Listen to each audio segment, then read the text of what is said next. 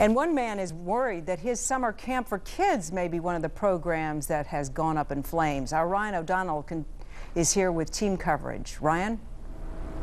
Yeah, thank you, Patty. Yeah, I just want to get into kind of what's going on right now here. We are at Main Street and 260, kind of right in the heart of those new evacuation orders here.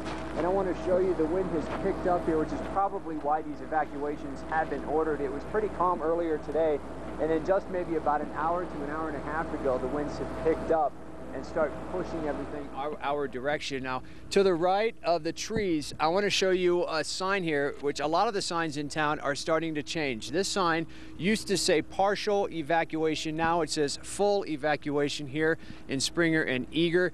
Of course, it says there, please leave town. Now, we mentioned about this gentleman who he runs an outdoor adventures camp, and he's been doing it for 15 years. And what he does is he brings kids up from the valley and introduces them to the woods. He introduces them to the great outdoors. Well, he was down there about a week and a half ago at the beginning of the Wallow Fire, setting up his campsite when the fire moved in, and he was told to get out. We primarily do backcountry youth camps. Dan Priest runs a summer camp program in the White Mountains for underprivileged kids. It's an experience the kids look forward to all year long. He was about to have a wave of kids roll in when he noticed some smoke. It really didn't look like it was going to be that big of a deal.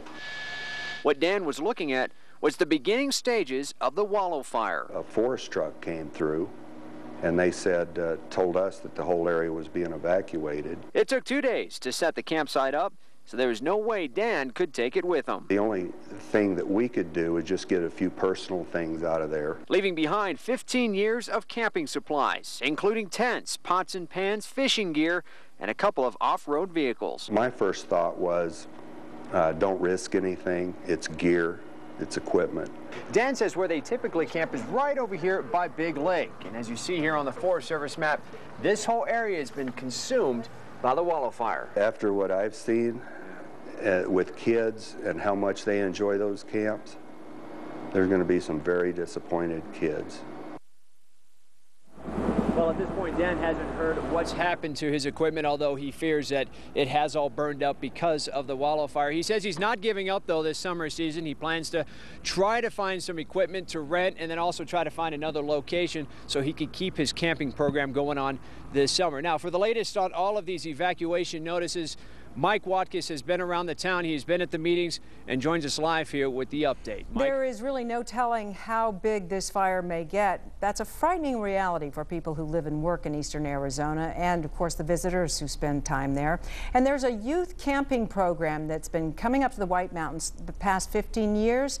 And they were setting up their campsite when the Wallow Fire sparked.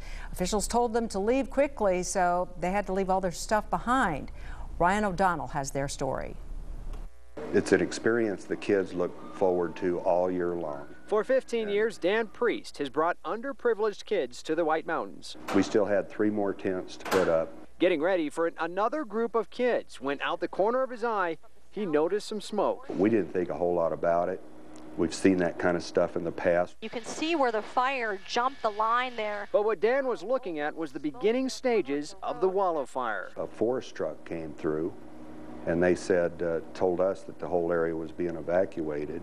Dan was given just a few minutes to get in and get what he needed, then get out. It would take 2 days with lots of help to break all of that down. Dan says where they typically camp is right over here by Big Lake. And as you see here on the Forest Service map, this whole area has been consumed by the Wallow Fire. We really thought that after a few days, we may be back in there. More than a week later, Dan is pretty sure his stuff has been swallowed up by the Wallow Fire. There's going to be some very disappointed kids. Well, and Dan says he hasn't really heard if anything has happened to his camping gear, but he says he thinks it may have been burned up by this fire.